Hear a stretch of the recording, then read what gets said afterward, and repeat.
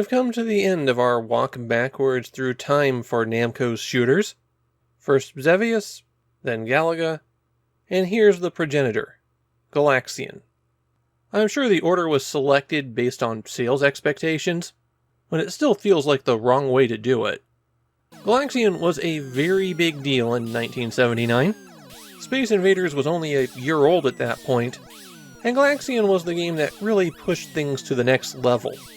A full-color monitor, higher resolution graphics, faster action. Galaxian offered the improved version of the Space Invaders experience.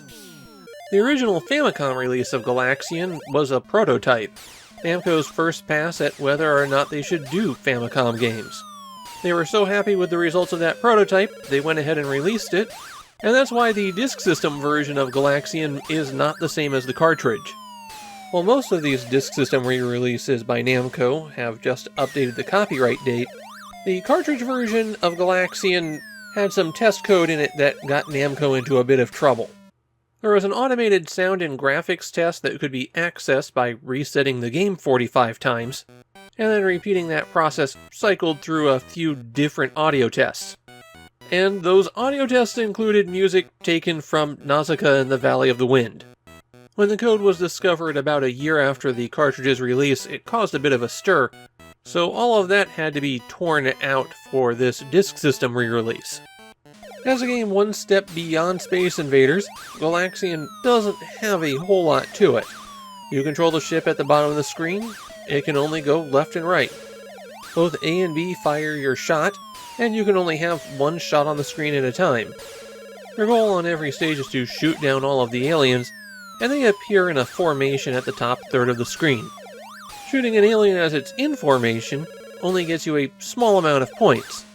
If you wait until they're attacking, then you get significantly more points for destroying them. The green ones are worth the least, then the purple are worth a bit more, and the red are worth more than that. The two at the top of the screen are flagships, and they descend with a pair of red ship escorts. Shooting down the escorts before you take out the flagship gets you the most points in the game. And when the alien armada is reduced to just 3 ships, they attack in a continuous stream. You can earn an extra life if you reach 5,000 points, but that is the only extra life that you can earn. So there's a maximum of 4 lives as you rack up your score. The aliens get a bit faster and more aggressive as you progress through the stages until level 8. At that point, the difficulty no longer increases. So if you play this version long enough, eventually around level 100, the difficulty resets, and then you just climb up the difficulty again.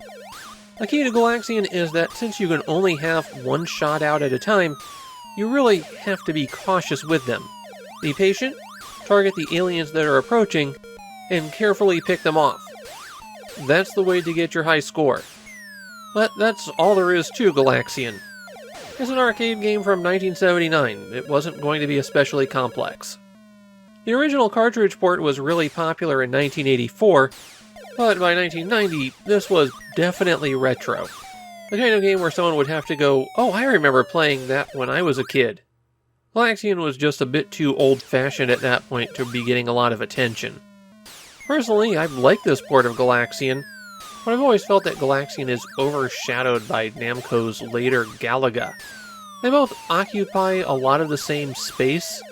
Single-screen arcade shooters with the enemies located at the top and then swooping down to attack. But Galaga has a lot more going on with it. Why would I play Galaxian when Galaga is right there? It's easy to see the evolutionary step here. You can draw a straight line from Space Invaders to Galaga right through Galaxian. That also essentially makes it an awkward middle child. This is a good port of a historically significant game that just gets overshadowed by its more popular younger brother.